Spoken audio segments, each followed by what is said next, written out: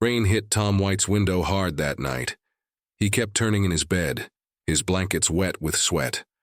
1 year had passed since he came back home from the war, but he couldn't forget what happened there. His wife Jenny was sleeping next to him, not knowing about the scary things that bothered him every night. The clock showed 3:15 a.m., the exact time when he lost his 3 best friends Bob, Steve, and Dave in a surprise attack. Tom got up, his heart beating fast when thunder roared outside. The sound reminded him too much of the bombs that killed his friends. He walked to the bathroom to wash his face, but something strange caught his eye in the hallway mirror. A dark shape that shouldn't be there.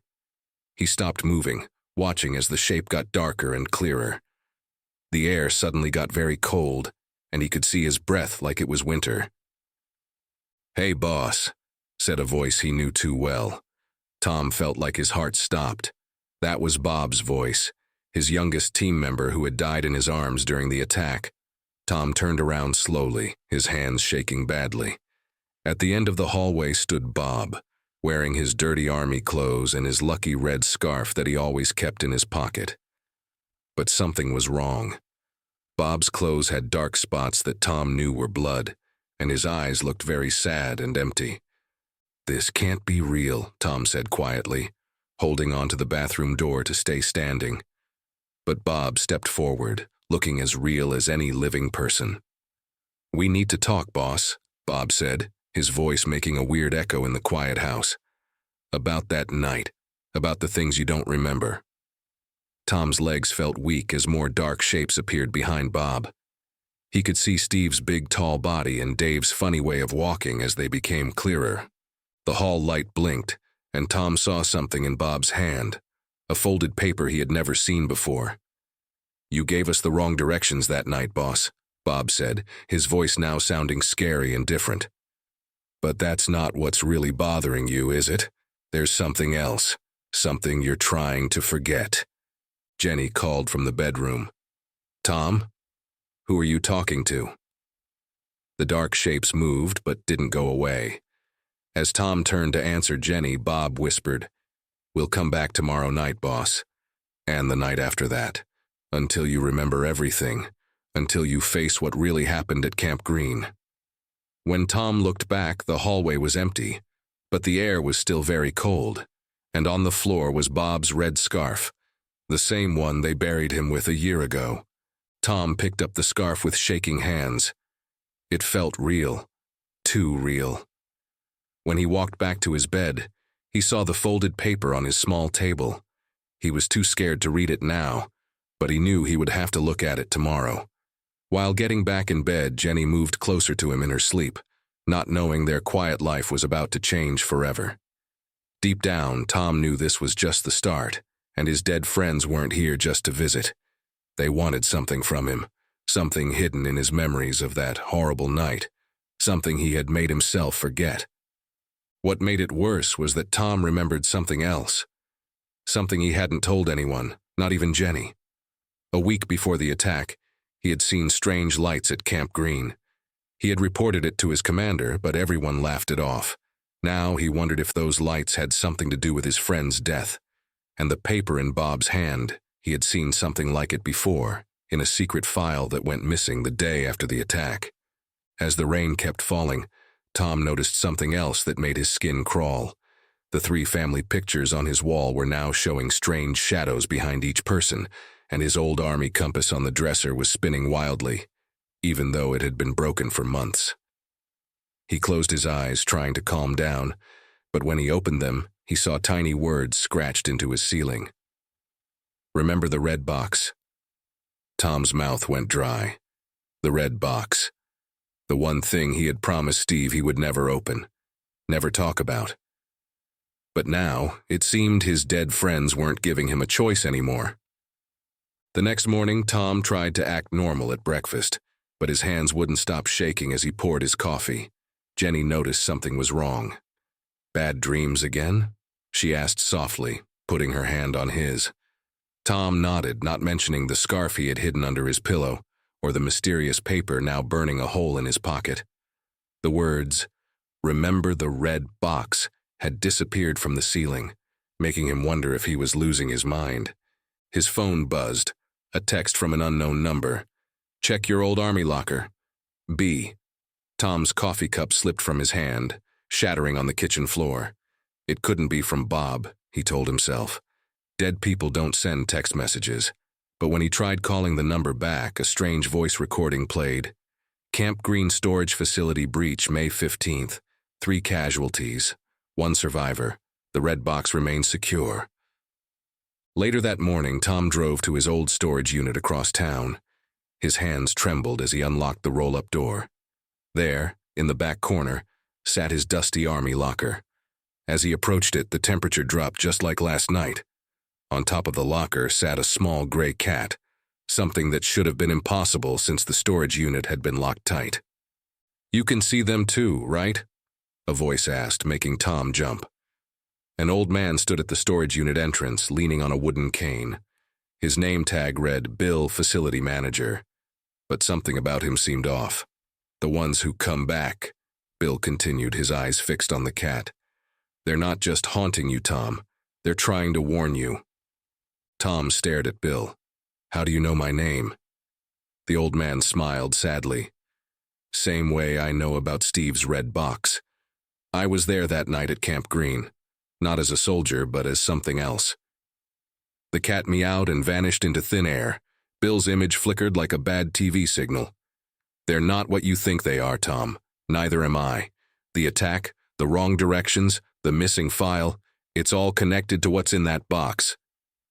Suddenly, Tom's phone rang. It was Jenny. Tom, there are 3 men in military uniforms at our house, she said, her voice shaking. They say they're from something called Project Shadow.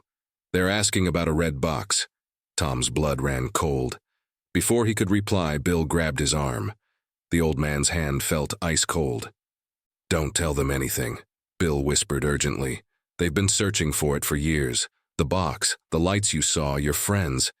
It wasn't just a military operation gone wrong. There's a reason they chose your unit that night, Steve knew. That's why he gave you the box. Bill's image started fading. Check behind your old uniform. And Tom, the cat you saw, that's how they first appear, before they take human form. As Bill vanished completely, Tom rushed to his locker. Behind his uniform, he found an envelope he'd never seen before. Inside was a photo that made his stomach turn. It showed his entire unit at Camp Green, taken the day before the attack. But in the background, where there should have been empty desert, he saw 3 distinct glowing shapes. And next to Steve was a gray cat staring directly at the camera. Tom's phone buzzed again. Another message from the unknown number. Not much time left. They're coming. Red box holds the truth about what we really saw. What they did to us. Don't trust anyone in uniform, even if they look like us. B. As Tom read the message, he heard footsteps approaching his storage unit. Heavy boots on concrete, military style. When he turned around, he saw 3 shadows stretching across the floor, but no one was there to cast them.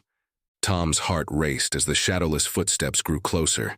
He quickly stuffed the photo in his jacket and looked for another way out. The storage unit's back wall had an old ventilation duct, something he'd never noticed before. With shaking hands, he pulled off the rusty cover and crawled inside just as 3 men in black uniforms entered his unit. "Search everything," one of them commanded. "The box has to be here." Through a small gap, Tom watched them tear through his locker. These men wore military uniforms, but their movements seemed wrong, too stiff, almost mechanical. Then he noticed something that made his blood freeze. Their shadows moved independently, like dark snakes on the floor. Tom's phone vibrated silently in his pocket. Another text from Bob. "Don't move. They can't smell you, but they can sense fear. The cat will help." As if on cue, the gray cat appeared inside the vent beside him, its eyes glowing slightly in the dark. It pressed its paw against the duct's wall, and suddenly a hidden panel slid open, revealing a narrow passage. Following the cat, Tom crawled through the darkness until he reached another storage unit. This one was filled with old military equipment, but something was different. All the items were from the 1940s. In the center stood an ancient desk with a nameplate, Dr. William Carter, Project Shadow lead researcher. Looks familiar, doesn't it, boss? Tom spun around to find Steve standing there, but not as he had appeared in previous visions. This time, half of him looked normal, while the other half seemed to shift and blur like a bad photograph. Remember when we found those old files at Camp Green? The ones about the first Project Shadow experiments? Before Tom could answer, his phone rang. Jenny again. "Tom, you need to come home now," she said, her voice strange and flat. "The men left, but something's wrong. I found an old red box in our attic. I don't remember it being there before, and Tom, there's a gray cat sitting next to me. It keeps staring at the box." "Don't open it!" Tom and Steve shouted simultaneously, but the line went dead. "Boss, listen carefully," Steve said, his form flickering like a dying light bulb. "What happened to us at Camp Green? It wasn't just an ambush. Those lights you saw, they've been experimenting with something since World War II. Project Shadow isn't just a military operation. They're trying to bridge worlds, but they opened something they shouldn't have. The red box contains proof." The cat meowed urgently and Steve's image began to fade. "They're not really military, boss. They're not even human. We found out too late. That's why they had to stop us. But they didn't expect the other side to help us. The real shadows. The ones who've been trying to warn humanity for decades." Tom heard the heavy boots approaching again. Steve pointed to an old filing cabinet. "Everything you need to know is in there. About Dr. Carter, about what really happens at Camp Green, about what Jenny's in danger from right now. But boss..." Steve's voice became desperate as he faded away. "When you see what's in that cabinet, you'll understand why some memories are better left forgotten, and why your wife might not be your wife anymore." The cat led Tom to the cabinet. Inside, he found a yellowed folder marked Operation Echo, 1947, with a familiar symbol, the same one he'd seen on the uniforms of the men searching his unit. But what made his hands tremble was the photo paperclipped to the file. It showed a young Dr. William Carter standing next to an identical red box. And behind him was the same gray cat, unaged, its eyes glowing with an otherworldly intelligence. With trembling hands, Tom opened the yellowed folder. Inside, he found Dr. Carter's handwritten notes.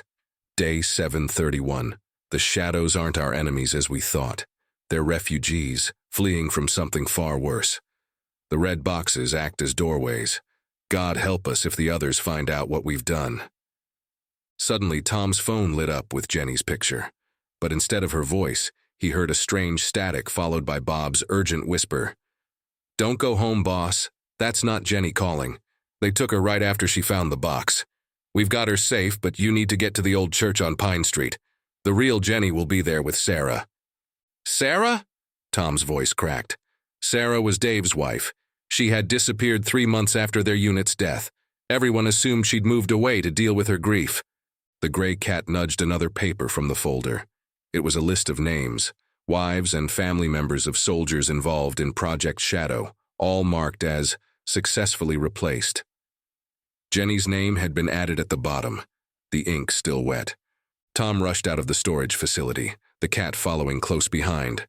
As he drove toward Pine Street, he noticed other gray cats watching from every corner, rooftop and alley. They were forming a path, guiding him.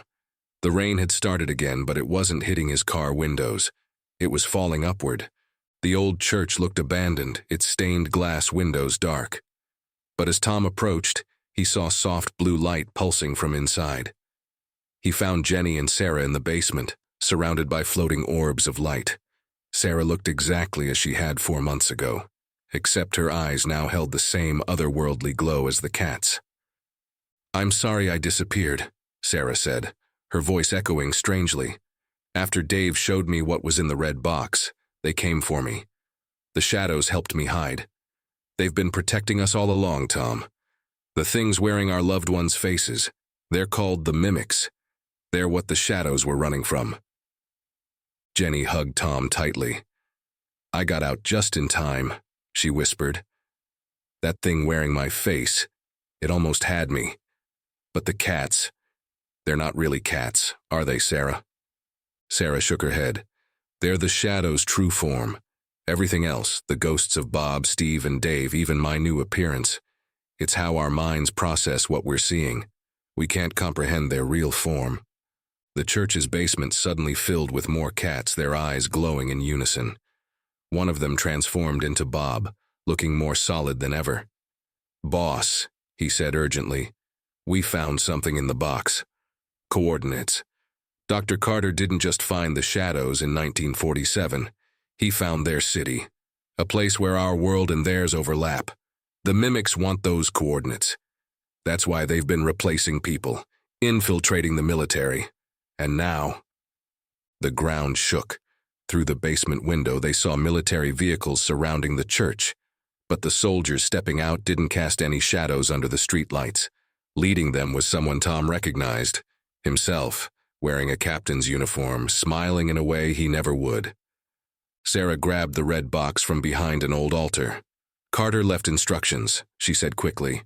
"The box isn't just evidence, it's a key. And this church, it's not really a church. It's one of Carter's doorways. We need to go through now, all of us. The shadows can't hold them off much longer." As the fake soldiers approached the church doors, the cats began to change. Their forms stretched and shifted, revealing their true nature, living shadows that moved like liquid darkness. Tom looked at the red box in Sarah's hands, then at Jenny, knowing that once they went through the doorway, everything would change. But as his own face smiled at him through the church windows, he realized they were out of options. The box began to glow, and the basement floor dissolved into a pool of swirling darkness. The last thing Tom saw before they stepped through was Dr. Carter's final note falling from the folder. "The real war isn't between shadows and light. It's between truth and what we think is real. Trust the cats. They remember who we really are." The darkness swallowed them whole, and for what felt like hours, Tom, Jenny, and Sarah floated through a void filled with whispers.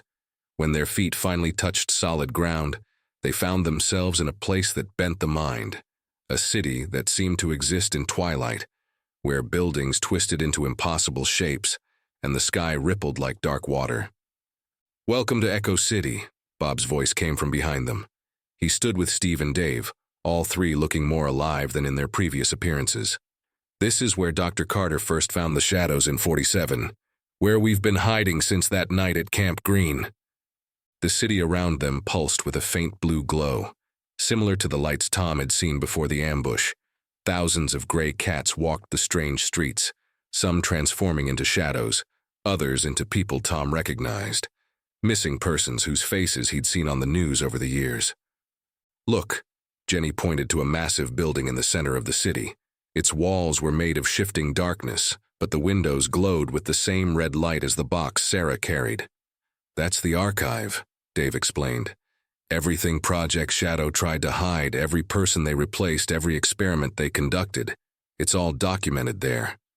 But as they walked toward the archive, Tom noticed something wrong. The cats were retreating, disappearing into doorways and alleys. The air grew thick with tension. Sarah grabbed Tom's arm, her glowing eyes wide with fear. "They followed us through," she whispered. Behind them, the darkness ripped open like a curtain. The fake soldiers stepped through, led by Tom's duplicate. But now they weren't pretending anymore. Their human forms melted away, revealing creatures made of twisted metal and pale flesh, their faces covered in reflective surfaces that showed the horrified expressions of their last victims. "Did you think the boxes only worked for you?" Tom's duplicate spoke, its voice a grinding metallic sound. "We've been studying Carter's doorways for decades. The shadows stole our world, and now they hide humans from us. But today, we take back what's ours." Suddenly, the gray cats emerged again, countless numbers surrounding them protectively. One stepped forward, larger than the others, with familiar eyes. "Bill?" Tom gasped, recognizing the storage facility manager in the cat's gaze. The cat transformed, but not into Bill. Instead, Dr. Carter himself stood there, looking exactly as he did in the 1947 photo. "I'm sorry I had to hide so long," he said, "but we needed you to find your way here naturally. The mimics can only track forced crossings." The box, Carter pointed to Sarah's hands. It's not just a key or evidence. It's a piece of their world, merged with shadow essence, the only weapon that can send them back. But it needs something else to work. He looked at Tom meaningfully. It needs the memories you buried, the real reason your coordinates were wrong that night. Tom's head spun as buried images flooded back. The night before the ambush, finding a young soldier trying to replace Dave, killing it in secret, then deliberately changing the coordinates to lead his unit away from what he thought was danger. But he'd led them right into the mimic's trap instead. You didn't fail them, Carter said softly as the mimics advanced. You were the first human to kill one of them. That's why they fear you. Why they needed to replace you. Your guilt, your buried memory. It's the power source the box needs. The red box began to pulse in sync with Tom's heartbeat. The cats moved in perfect formation, their shadows stretching to form a circle around them. As the mimics charged, Tom finally understood. He hadn't lost his mind. He hadn't failed his friends. He'd been chosen, not just to remember, but to end a war that had been raging silently for decades. Behind him, Jenny grabbed his hand. Sarah opened the box, and in the heart of Echo City, as reality itself seemed to bend, Tom faced his duplicate with the truth he'd finally accepted. Sometimes the most dangerous monsters aren't the ones trying to get in, but the memories we lock away, thinking we're keeping ourselves safe. The red box burst open, releasing a wave of crimson light that collided with Tom's recovered memories. The energy surged through Echo City, causing the twisted buildings to vibrate. Each mimic it touched began to crack like breaking mirrors, their stolen faces shattering to reveal the void beneath. But Tom's duplicate remained standing, its metallic laugh echoing across the city. You still don't understand, it said, its form shifting between Tom's face and something ancient and terrible. The box wasn't just Carter's weapon, it was our experiment. Every soldier who found one, every memory you buried, they were all part of our plan. Jenny screamed as the ground beneath them began to move. The streets of Echo City were peeling away like old wallpaper, revealing a massive machine underneath, a web of metal and shadow that stretched for miles. Dr. Carter's face went pale. No, he whispered. This isn't just their gateway. The entire city is their incubator. Sarah clutched the now empty box as the truth dawned on her. The missing people, the replaced families, they weren't just infiltrating our world. They were studying human consciousness, learning how to store and transfer memories. Thousands of red boxes began emerging from the machine, each one pulsing with stolen memories. Tom's duplicate smiled with too many teeth. Humans are so careful about locking away their darkest moments, their guilty secrets. Each buried memory creates a space, a void we can fill. And now, thanks to you opening that box, the process is complete. The cats started changing, their shadow forms flickering like bad reception. Dr. Carter grabbed Tom's shoulder. The shadows didn't flee their world, he said urgently. They were the last line of defense. When I found them in 47, they were already losing the war. They've been using Echo City to protect humanity's discarded memories, keeping them safe from the mimics. But now, a deafening screech filled the air as the machine activated. Each red box began transmitting its stored memories, creating tears in reality. Through these gaps, Tom could see other versions of Earth, worlds where the mimics had already won, where humanity had been replaced piece by piece, memory by memory. But you made one mistake, Bob's voice rang out. He stood with Steve and Dave, their forms now blazing with blue light. You forgot about the memories that refuse to stay buried, the ones that come back night after night. The dead soldiers began to move in perfect sync with the cats, their combined shadows forming a new pattern on the machine's surface. Jenny grabbed the empty red box from Sarah, her eyes wide with realization. Tom, the box doesn't store memories, it transfers them.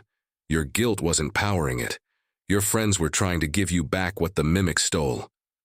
Tom's duplicate lunged forward, but Bob intercepted it, his ghostly form passing through the mimic like a blade. "Remember the real coordinates, boss," he shouted. "Not the ones you changed. The original ones." As if triggered by Bob's words, a flood of images hit Tom. The real mission briefing, the actual target location, and most importantly, the bunker he'd seen but dismissed the night before the ambush.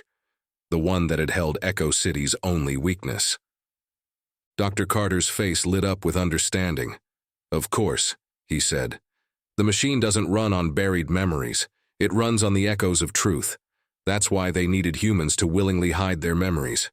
Forced forgetting doesn't work, but now—" Tom looked at his wife, the shadow cats, his dead friends, and the machine that had been waiting for decades for someone to understand the real power of memories, not in burying them, but in choosing to face them.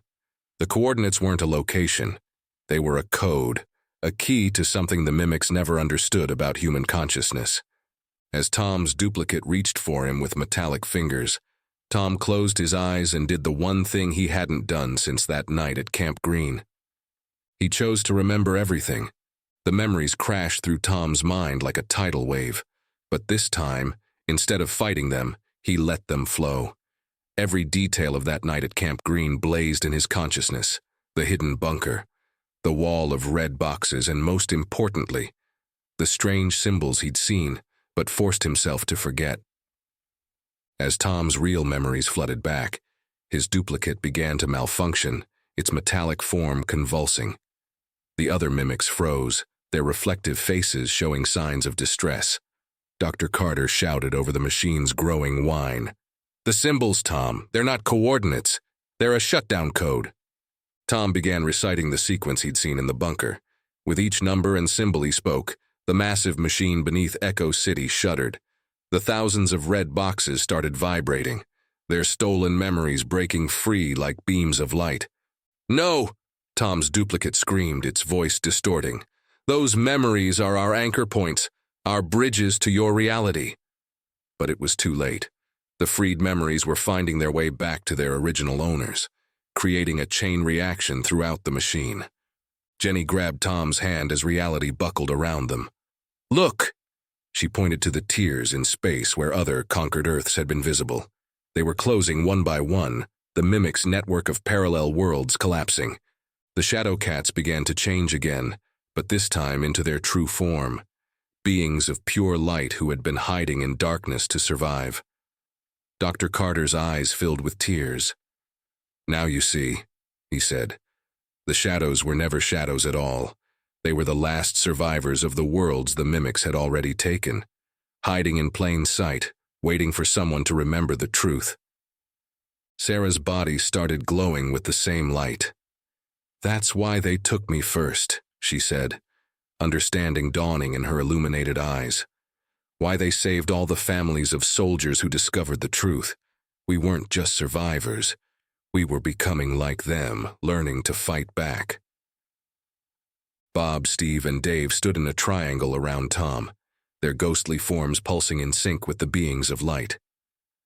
"We didn't die in that ambush, boss," Dave said softly.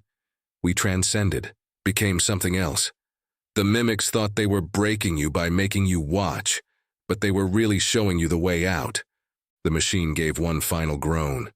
Tom's duplicate made a desperate lunge, but its metallic body was already dissolving, along with all the other mimics. As they disintegrated, each one released hundreds more memories, creating a storm of light that illuminated every corner of Echo City. But something was wrong. The machine wasn't just shutting down, it was collapsing, taking the city with it. "If Echo City falls, all the restored memories will scatter," Dr. Carter shouted over the chaos. "Someone has to stay behind, become an anchor point to guide them home." Before Tom could volunteer, Jenny stepped forward, her body already beginning to glow like Sarah's. "I understand now," she said, looking at Tom with eyes full of love and light. "Why I could always see the cats even before all this. I'm like Sarah, already halfway between worlds. I can do this." Tom reached for his wife, but Bob held him back. "She's right, boss. Some of us have to stay in Echo City to fight whatever mimics might return, to guard the memories, to keep the doorways shut." The city was falling apart faster now, reality itself bending and breaking. Tom had only seconds to decide. Stay with Jenny in this twilight world of memories and light, or return to Earth to warn others about what was hidden in their forgotten moments. Jenny kissed him one last time, her form already more light than human. "Find the others," she whispered, "the ones who've buried their memories too deep. Help them remember, because the mimics will try again, Tom. They always do." The last thing Tom saw before Echo City folded in on itself was Jenny standing with Sarah and his dead friends, their glowing forms merging with the beings of light, becoming guardians of a realm between memory and shadow. They had won this battle, but he knew. Some wars never end. They just change shape, like shadows at twilight, waiting for someone brave enough to remember the truth. Tom woke up in his storage unit, surrounded by scattered papers from Dr. Carter's file. The gray cats were gone, but a single red feather lay where Jenny had last stood in his world. His phone showed the date. Somehow, only one day had passed since everything began, but Echo City felt like a lifetime ago. He gathered Carter's files, now understanding their true purpose. Each page contained lists of people who had buried memories too deep, potential targets for the mimic's next attempt. As he studied the names, he noticed a pattern. They were all connected to strange events, unexplained disappearances, or mysterious lights, just like what he'd seen at Camp Green. A soft meow made him look up. A small black cat sat watching him, different from the gray ones, but with the same knowing eyes. Around its neck was a blue collar with a tag that read, "When you're ready, follow me, Jay." His heart skipped a beat, recognizing Jenny's handwriting. As Tom left the storage facility, he noticed other changes. People's shadows sometimes moved independently, just slightly, as if checking on him. On street corners, he spotted military personnel whose movements were too perfect, too rehearsed. More mimics waiting to try again. The war wasn't over. It had just gone deeper underground. His phone buzzed with a text from an unknown number. "First target located. Maria Chen, Seattle. Dreams of lights in the forest every night. Doesn't remember the 3 days she lost last summer. She's next on their list. Hurry. S." Sarah's message was clear. His work was just beginning. In his car's rearview mirror, Tom caught glimpses of something impossible. Jenny, Sarah, and his friends, their glowing forms watching over him from the space between reflections. They weren't gone, just transformed, fighting a battle in a realm parallel to our own. The black cat jumped into his passenger seat as Tom started the engine. On the seat lay a new red box, smaller than the others, with a note attached. "For emergencies only. Some memories are doors. Some doors shouldn't be opened twice. Keep it safe. Dr. C." As Tom drove towards Seattle, he noticed more changes in the world around him. Billboard reflections sometimes showed Echo City's twisted skyline. Children pointed at shadows that moved against the light. Reality had been cracked open just slightly, and he could finally see through the gaps. His rearview mirror flickered again, showing Jenny's glowing form. "Remember," her voice echoed in his mind. The mimics failed because they thought buried memories were weaknesses to exploit. But they're really bridges. Bridges between worlds, between people, between who we are and who we could become. The black cat purred softly as Seattle's lights appeared on the horizon. Tom touched the red box in his jacket pocket, feeling its slight warmth. He wasn't just searching for people anymore. He was hunting for memories, for moments when reality cracked open and let something else slip through. And somewhere out there, others like Maria Chen were dreaming of lights in the forest, not knowing that their forgotten memories might be the next battlefield in a war that had been raging since 1947. The highway signs flickered, momentarily showing strange symbols instead of miles. The black cat's eyes glowed briefly blue, and Tom White, once a soldier haunted by guilt, now drove toward his new mission, saving others from the fate he'd barely escaped, one buried memory at a time. Because some wars never end. They just wait in the shadows, in the spaces between what we remember and what we choose to forget, until someone brave enough comes along to shine a light into the darkness. In Seattle's rainy twilight, Tom watched Maria Chen's apartment from his parked car.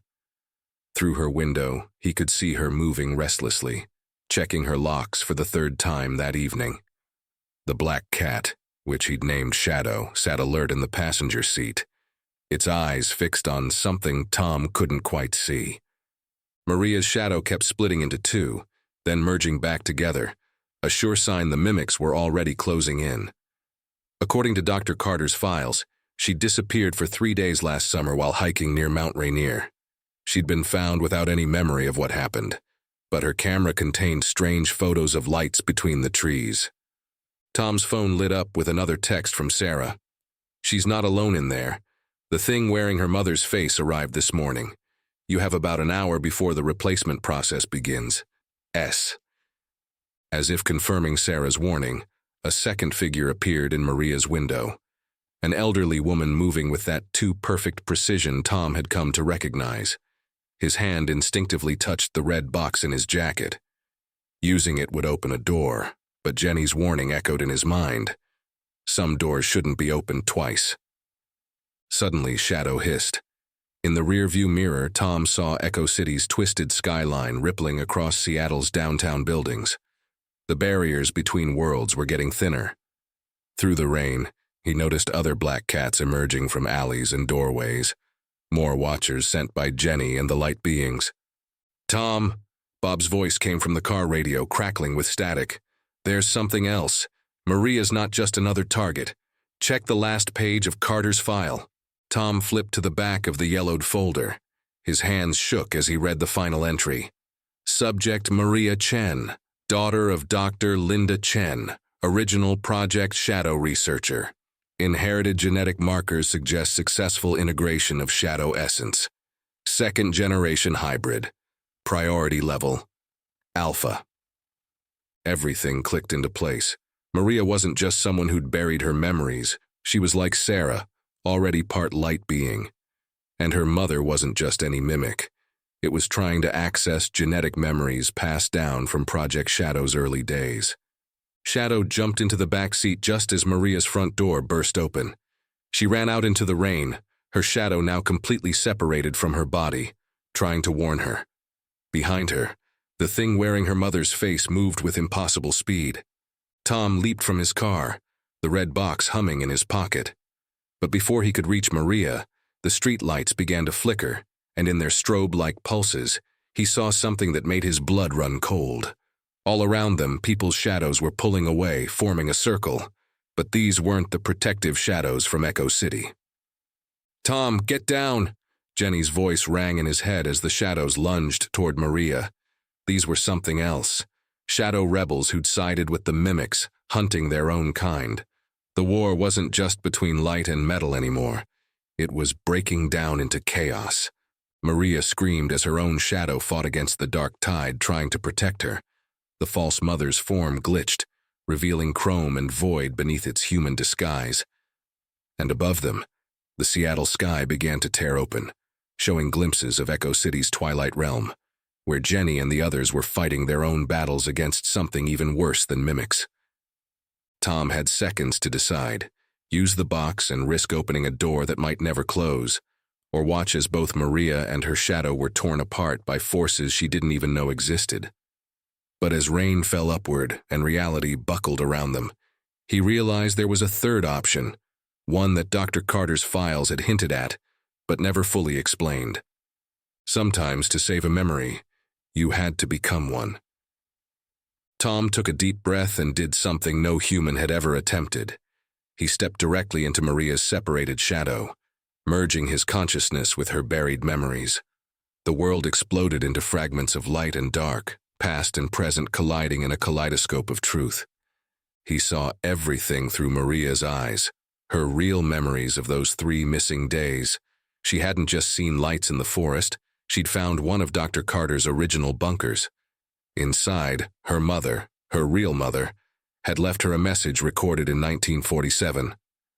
"My darling, if you're seeing this, your shadow has finally awakened. You're not just human, Maria. You're the bridge we created, the perfect blend of light and dark. And now they've found you." The fake mother's metallic screech brought Tom back to the present, but he remained connected to Maria's shadow. Through their merged consciousness, he could see the rebel shadows for what they really were. Failed experiments, hybrid creatures trapped between metal and light, serving the mimics out of desperate fear. "Tom!" Sarah's voice cut through the chaos. She appeared briefly in a nearby window's reflection, her glowing form urgent. "Maria's genetic memories. They're not just records of Project Shadow. They're a key to something bigger. Her mother found a way to encode light-being DNA into human genetics. That's what the mimics really want." The rebel shadow surged forward, but Maria's shadow, now powered by Tom's consciousness, stood firm. He felt Jenny's presence joining them, her light merging with their combined shadow. In that moment of perfect fusion between human, shadow, and light, Tom understood the full scope of Dr. Carter's plan. "Maria," he called out, his voice echoing strangely through their shadow link, "your mother didn't hide her research in documents or boxes. She hid it in you, in your genes, in your forgotten memories. But you need to choose to remember. The shadow protecting you isn't just yours anymore. It's all of us." The fake mother's form shattered completely, revealing a creature of twisted chrome and darkness.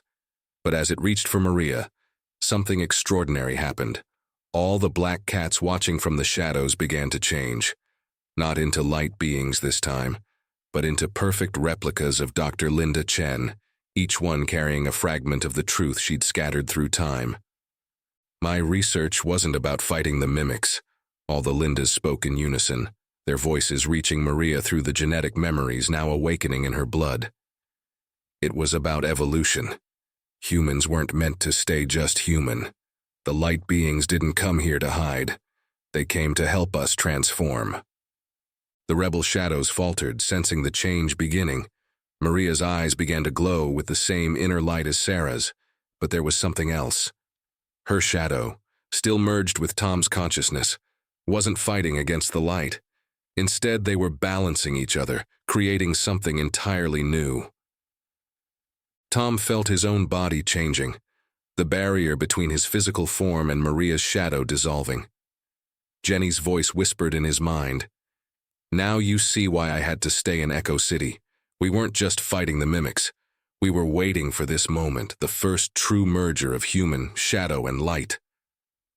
The red box in Tom's pocket burst open on its own, but instead of releasing memories, it began absorbing the rebel shadows, offering them a chance to heal, to find balance between their fractured states.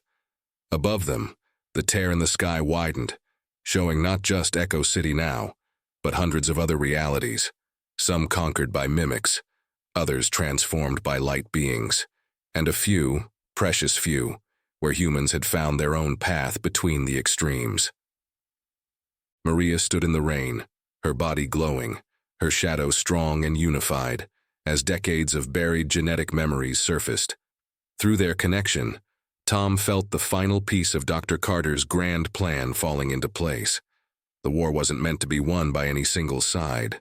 It was meant to force evolution, to create beings who could exist in all realms, balancing light and shadow, memory and forgetting, human and something gloriously more. But as their transformation reached its peak, a new sound cut through the night, metallic wings beating against the torn sky, carrying something ancient and terrible toward Seattle. The mimics had sent their true form, and the battle for humanity's evolution was about to reach its final, shattering climax. The metallic wings cast massive shadows across Seattle as they descended, a creature of impossible size, its body a twisted amalgamation of every form the mimics had ever stolen.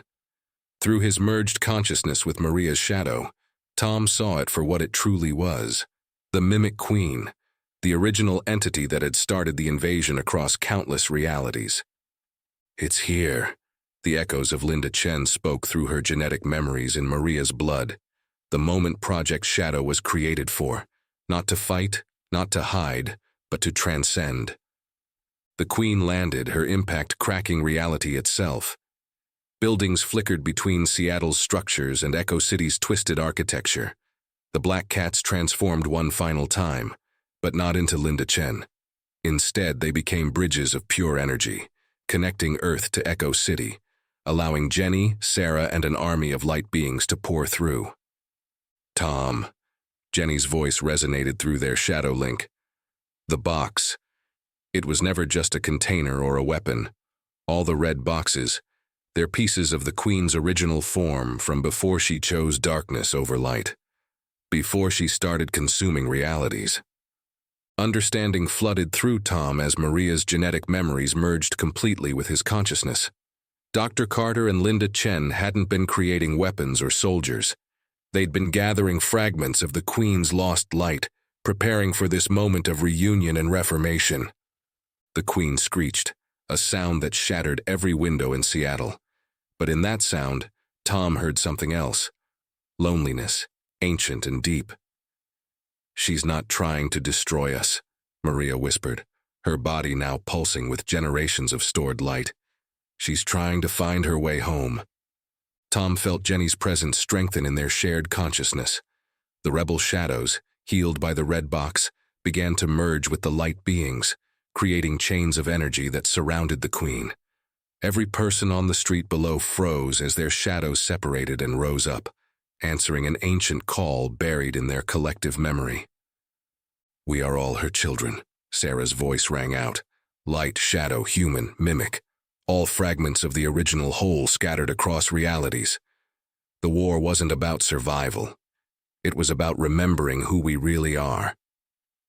The Queen's metallic form began to crack, leaking both darkness and light. Tom and Maria stepped forward, their merged shadow self now understanding its true purpose. They weren't meant to fight the Queen. They were meant to show her what she'd forgotten, that true power lies not in consuming other forms, but in finding balance between all forms. Jenny appeared beside them, solid yet glowing, no longer bound by the rules of any single reality. "Together," she said, taking their hands. All across Seattle, humans began to transform, their shadows and inner light finding harmony instead of conflict. The rebel shadows, the light beings, and even the remaining mimics felt the pull of original unity. The Queen's form shattered completely, releasing a wave of pure potential across the city. In that moment, Tom saw through every reality at once. Pasts where the war had ended differently, futures where humanity had taken countless different paths. But this path, this moment of convergence, was what all of reality had been waiting for. Maria's genetic memories bloomed fully, merging with the collective consciousness of all present. Humans didn't have to choose between light and shadow, between remembering and forgetting, between remaining human and becoming something else. They could be all of it, holding the balance of infinite possibility within themselves. The rain finally stopped. The tear in reality healed, but not by closing. Instead, it stabilized, becoming a permanent bridge between all states of being. Seattle now existed simultaneously in all realities, a testament to humanity's evolution into something greater than the sum of its parts. Tom felt Jenny's consciousness settle beside his in the new shared awareness they'd created. Sarah, Bob, Steve, Dave, Dr. Carter, Linda Chen, all of them existed now as part of this greater whole, while still maintaining their individual selves. Even the Queen, restored to her original form of pure potential, became part of the harmony. As dawn broke over the transformed city, Tom watched humans walking the streets, each now aware of their shadows, their light, and their connection to something vast and beautiful. The war was over, not because any side had won, but because they'd all remembered they were never truly separate. Shadow, the black cat, sat at Tom's feet, its form shifting between cat, light, and shadow, a reminder that in this new reality, no form was fixed, and no memory needed to be buried.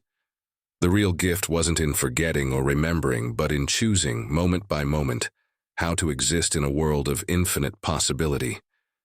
And somewhere, in the space between light and shadow, between memory and possibility, the next chapter of humanity's evolution was already beginning.